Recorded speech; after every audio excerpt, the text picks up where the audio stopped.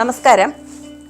നമുക്ക് ഇന്ന് പ്രേക്ഷകർക്കായി വിവാഹപ്പൊരുത്തം എങ്ങനെ പരിശോധിക്കാം എന്നുള്ളതിനെക്കുറിച്ചൊരു ചെറിയ എളിയ ഡിസ്ക്രിപ്ഷൻ പറയാമെന്ന് വിചാരിക്കുന്നു. വിവാഹപ്പൊരുത്തം എന്ന് പറഞ്ഞിട്ടാണ് ഒരുപാട് പേരുടെ ജീവിതം ഇല്ലാതാകുന്നത്. ദാമ്പത്യപരമായിട്ട് ഐക്യതയില്ലാതെയും അതുപോലുള്ള പ്രശ്നങ്ങളിലേക്ക് കടക്കാൻ ഇടവരുന്നതിൻ്റെ കാരണം, പലർക്കും കല്യാണം നടക്കാതിരിക്കാനുള്ള കാരണം, അതുപോലെ നക്ഷത്രപ്പൊരുത്തം, പാപസാമ്യം എന്ന് പറയുന്ന ഒരു അശാസ്ത്രീയമായ ഒരു സമ്പ്രദായം, അത് യഥാർത്ഥ ഗ്രന്ഥങ്ങളിൽ പറഞ്ഞിരിക്കുന്നുവെങ്കിലും നമുക്ക് പ്രാക്ടിക്കലായിട്ടൊന്ന് അപ്ലൈ ചെയ്ത് നോക്കുമ്പോൾ അതിനകത്ത് ഒരുപാട് വൈരുദ്ധ്യങ്ങൾ ഉണ്ട് എന്നുള്ളത് മനസ്സിലാക്കണം. അപ്പം എല്ലാവരും വിചാരിക്കുന്നത് ഒരു നക്ഷത്രത്തിൽ ജനിക്കുന്നതിന് ഫലം ഇങ്ങനെയൊക്കെയാണ് എന്നൊക്കെയാണ് ചിന്തിക്കുന്നത്. അല്ല, ആ നക്ഷത്രം നിൽക്കുന്ന രാശി ഏതാണോ അതിനനുസരിച്ചിട്ടുള്ള ഒരു ഫലം ചിലപ്പോൾ ചെറുതായിട്ട് കിട്ടിയേക്കാം. പക്ഷേ ആ നക്ഷത്രത്തിനെ സ്വാധീനിക്കുന്ന ഗ്രഹങ്ങൾ എങ്ങനെയാണോ അതിനനുസരിച്ചിട്ട് ഒരു ടോട്ടലി ഡിഫറൻസ് ആയിട്ടുള്ള കാര്യങ്ങൾ വരുന്നുണ്ട്. പിന്നെ എപ്പോഴും നമ്മൾ ജനിക്കുന്ന ലഗ്നം അനുസരിച്ചിട്ടാണ് അവരുടെ ക്യാരക്ടർ നമുക്ക് വിലയിരുത്താൻ പറ്റുന്നത്. കാരണം ഒരാൾ മേട ലഗ്നത്തിൽ ജനിക്കുകയാണെങ്കിൽ നമുക്ക് കോമൺ ആയിട്ട് പറയാൻ പറ്റും അത് ഒരു എടുത്തുചാട്ടമുള്ള ആളായിരിക്കാം, അല്ലെങ്കിൽ ഇന്ന സ്വഭാവങ്ങൾ ഉണ്ട് എന്നുള്ളത് പറയാൻ പറ്റും. അതേപോലെ ഓരോ ലഗ്നങ്ങൾക്കും. അപ്പം ആ ലഗ്നത്തിൻ്റെ അടിസ്ഥാനപ്പെടുത്തിയാണ് ഈ വിവാഹഭാവം 12 ഭാവങ്ങൾക്ക് വിലയിരുത്തൽ പറഞ്ഞിരിക്കുന്നത്. അപ്പം ലഗ്നാൽ 1, 2, 3 അങ്ങനെയുള്ള കാര്യങ്ങൾ ചിന്തിക്കുമ്പോൾ ഓരോ കാര്യങ്ങൾ പറഞ്ഞിരിക്കുന്നത് പോലെ 7ാം ഭാവം കൊണ്ടാണ് വിവാഹഭാവം ചിന്തിക്കേണ്ടത്, വിവാഹ കാര്യങ്ങൾ ചിന്തിക്കേണ്ടത്. അപ്പം ലഗ്നത്തിൻ്റെ 7ാം ഭാവം ചിന്തിക്കുന്നതിന് പകരം നമ്മൾ ചന്ദ്രാലും ശുക്രാലും ഒക്കെ ചിന്തിച്ച് ആ ചിന്തിക്കുന്നതും 7 അല്ല എന്നുള്ളത് ശ്രദ്ധിക്കുക.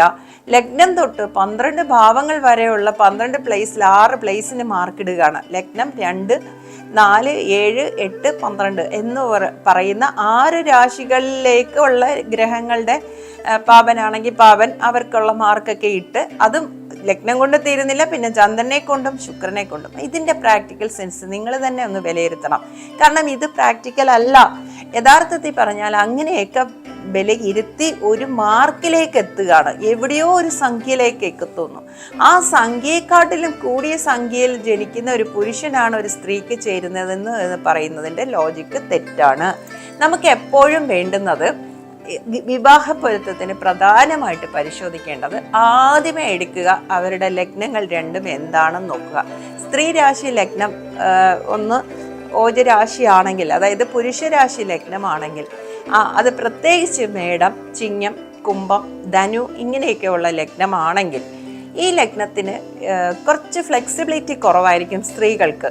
അങ്ങനെ വരുമ്പം ഓജരാശി ലഗ്നമാകുന്ന ഒരു പുരുഷനല്ലാതെ യുഗ്മരാശി ലഗ്നമാകുന്ന ഒരു പുരുഷനാണെങ്കിൽ വളരെ സ്യൂട്ടബിൾ ആയിരിക്കും. അല്ലാതെ തന്നെ മറ്റു കാര്യങ്ങളും കൂടി നോക്കണം. ലഗ്നം മാത്രം ചിന്തിച്ചാൽ പോരാ, മറ്റു കാര്യങ്ങൾ കൂടി ചിന്തിക്കണം. വിവാഹഭാവം 7ാം ഭാവം, അതായത് ലഗ്നം മുതൽ ക്ലോക്ക് വൈസ് എണ്ണുമ്പോൾ 7ാമത്തെ ഭാവത്തിൻ്റെ അധിപൻ എവിടെ എന്നുള്ളത് നോക്കണം. 7ാം ഭാവാധിപൻ ബലവാനാണോ, 7ാം ഭാവാധിപൻ 12ലാണോ അല്ലെങ്കിൽ 8ലാണോ എന്നുള്ളത് വളരെ സൂക്ഷ്മമായിട്ട് പരിശോധിക്കേണ്ട കാര്യം തന്നെയാണ്. ഇപ്പൊ കുംഭലഗ്നത്തിന്റെ 7ാം ഭാവാധിപൻ സൂര്യനാണ്. ആ സൂര്യൻ മകരത്തിൽ നിൽക്കുകയാണെങ്കിൽ കുംഭത്തിന്റെ ലഗ്നത്തിന്റെ 12ാം ഭാവത്തിൽ 7ാം ഭാവാധിപൻ മറഞ്ഞു. അതേപോലെ തന്നെ കന്നി ലഗ്നത്തിന്റെ 7ാം ഭാവാധിപൻ വ്യാഴമായിക്കോട്ടെ 8ലായിക്കോട്ടെ, 8 8 എന്ന് പറയുന്നത് മറഞ്ഞ സ്ഥലത്തേക്ക് പോയി. അതേപോലെ ചിങ്ങലഗ്നത്തിന്റെ 7ാം ഭാവാധിപൻ ശനി മീനത്തിലേക്ക് പോയി, 8ലേക്ക് പോയി, അത് ദോഷമാണ്. അപ്പൊ ഈ 12ലേക്കും 8ലേക്കും ഭാവാധിപനൊക്കെ പോകുന്നത് ശ്രദ്ധിക്കുക. അതുപോലെ തന്നെ 7ലേക്ക് ദൃഷ്ടി ചെയ്യുന്ന ഗ്രഹങ്ങളെ ശ്രദ്ധിക്കുക. 7ലേക്ക് ദൃഷ്ടി ചെയ്യുന്നത് പാപന്മാരാണെങ്കിൽ 7ാം ഭാവാധിപൻ ഭാവത്തിലേക്ക് നോക്കുന്നത് ദോഷമല്ല. അല്ലെങ്കിൽ ഭാവാധിപൻ അല്ലാതെ ശനിയുടെ ഭാവത്തിലേക്ക് ഭാവാധിപൻ നോക്കുന്നത് നല്ലതാണ്. അതായത് കർക്കിടകം ചിങ്ങൽ ലഗ്നക്കാർക്ക് ശനി 7ാം ഭാവാധിപനാണ്. ആ 7ാം ഭാവാധിപൻ 7ലേക്ക് നോക്കുന്നത് ഉത്തമമാണ്. പക്ഷേ 7ാം ഭാവാധിപൻ അല്ലാതെ മറ്റ് ഭാവങ്ങളിലേക്ക് ശനി നോക്കുന്നത് അത്ര ഉചിതമല്ല. അതേപോലെ തന്നെ കുജനും സൂര്യനും മറ്റു ഭാവങ്ങളിലേക്ക്, കുംഭലഗ്നം ഒഴികെ മറ്റ് ഭാവങ്ങളിൽ സൂര്യൻ വരുന്നത്, കുംഭലഗ്നത്തിന്റെ 7, ചിങ്ങലഗ്നത്തിന്റെ 7 ഒഴികെ മറ്റ് ഭാവങ്ങളിലേക്ക് സൂര്യൻ വരുന്നത് അത്ര ഉചിതമല്ല.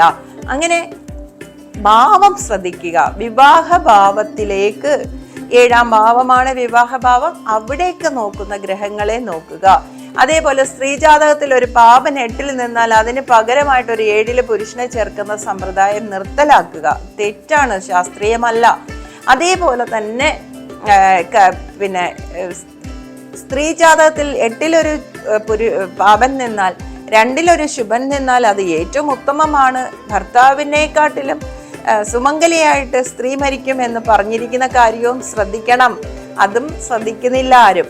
അപ്പൊ 8ലെ ചൊവ്വ, 8ലെ പാപൻ എന്നുള്ള രീതിയിൽ 8ന്റെ പിന്നാലെ പോയി ഭർത്താവിന്റെ ആയുസിന്റെ പിന്നാലെ പോകാതിരിക്കുക എന്നുള്ളത് മനസ്സിലാക്കണം. പിന്നെ നക്ഷത്ര പൊരുത്തം ശാസ്ത്രീയമേ അല്ല. ആ നക്ഷത്ര പൊരുത്തത്തിൽ 10 പൊരുത്തത്തിൽ എത്ര പൊരുത്തമുണ്ട് എന്ന് ചോദിക്കുന്നതിനകത്ത് ഒരു അടിസ്ഥാനമില്ല. എത്ര പൊരുത്തം, എത്രയോ പൊരുത്തം ആയിക്കോട്ടെ, അതിനകത്തൊരു കാര്യമില്ല. 10 പൊരുത്തത്തിൽ 8 പൊരുത്തം ഉള്ളവരും ഉണ്ടെങ്കിൽ 7ാം ഭാവാധിപൻ 12ലും 7ാം ഭാവാധിപൻ 8ലും പോയ ഭാര്യ ഭർത്താക്കന്മാരെ നേരെ ജീവിക്കാൻ ബുദ്ധിമുട്ടായിരിക്കും. അവിടെ 7ലേക്ക് പാപന്മാരുടെ മാത്രം ബന്ധമുള്ള ഗ്രഹനിലയാണെങ്കിൽ അത് ബുദ്ധിമുട്ടായിരിക്കും. അപ്പൊ 7ാം ഭാവത്തിന് ബലമുള്ള ജാതകങ്ങൾ നോക്കണം. പിന്നെ നമുക്ക് സന്താനഭാവം, സ്ത്രീ ജാതകത്തിൽ സന്താനഭാവത്തിന് നോക്കേണ്ട പ്രധാനമായിട്ടുള്ളത് 5ാം ഭാവം നോക്കണം. 5ാം ഭാവാധിപൻ എങ്ങനെയുണ്ട് എന്നുള്ളതും കൂടി ശ്രദ്ധയിൽപ്പെടുത്തിക്കൊണ്ട്, പിന്നെ ചന്ദ്രനാണ് ഓവത്തിന്റെ ഓവുലേഷന്റെ കാരകൻ. ആ ചന്ദ്രൻ ബലവാനാണോ എന്ന് ശ്രദ്ധിക്കുക. പിന്നെ കുജൻ 2ാം മാസം, പ്രഗ്നൻസി പീരീഡിന്റെ 2ാം മാസത്തിൽ ഭ്രൂണത്തിനെ പ്രൊട്ടക്ട് ചെയ്യുന്ന ഗ്രഹമാണ് ചൊവ്വ. ചൊവ്വ നീചാവസ്ഥയിലോ ചൊവ്വയ്ക്ക് ഒരു രോഗസ്ഥാനത്ത് നിൽക്കുകയോ ഒക്കെ ചെയ്യുകയാണെങ്കിൽ ബ്ലീഡിങ് ഉണ്ടാകാം എന്നുള്ളൊരു അഡ്വൈസ് നമുക്ക് കൊടുക്കാൻ പറ്റും. പിന്നെ വ്യാഴം സന്താനകാരകൻ നീചനായിട്ടൊക്കെ നിൽക്കുകയാണെങ്കിൽ അതിനെയും ബലപ്പെടുത്തുന്ന ഒരു പുരുഷ ജാതകത്തിനെ ചേർക്കണം.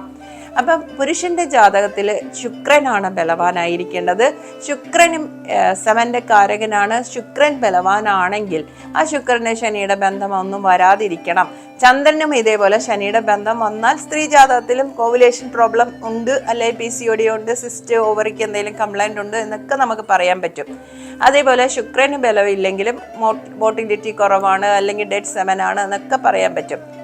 അതേപോലെ തന്നെ സൂര്യൻ പുരുഷ ജാതകത്തിൽ സൂര്യനാണ് രജസ് കാരകൻ. ഒരു നല്ല തൻ്റെടമുള്ള നല്ല ഒരു കുട്ടിയെ ജനിപ്പിക്കുന്നത് അത് സൂര്യൻ്റെ കാരകത്വമാണ്.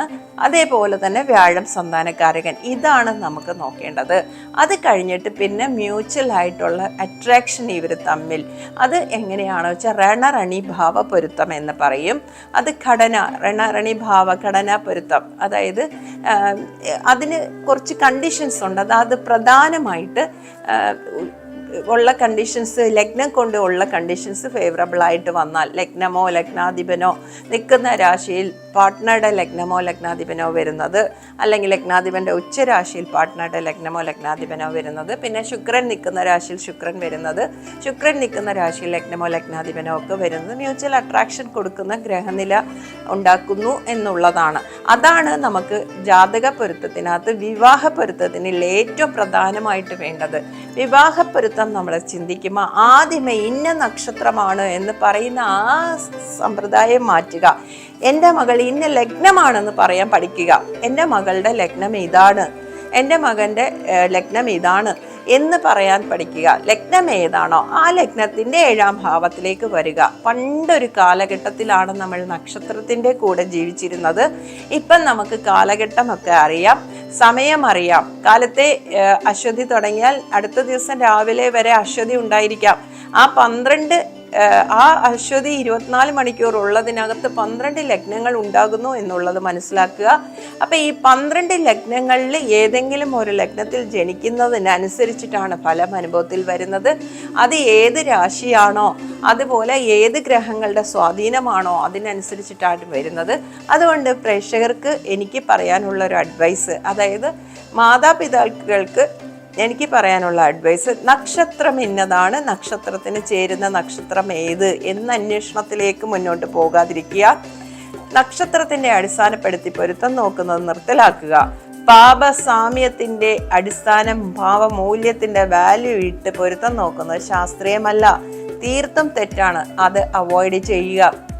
ഇത് രണ്ടും അവോയ്ഡ് ചെയ്യുകയാണെങ്കിൽ നിങ്ങളുടെ മക്കൾക്ക് നല്ല വിവാഹം നടക്കാനുള്ള ഒരു യോഗമുണ്ടാകും. അതായത് നക്ഷത്രപ്പൊരുത്തവും പാപമൂല്യവും ഉന്മൂലനം ചെയ്യേണ്ട കാലഘട്ടം അതിക്രമിച്ചിരിക്കുന്നു. അത് നമുക്ക് മാറ്റണം എന്നുള്ളതാണ്.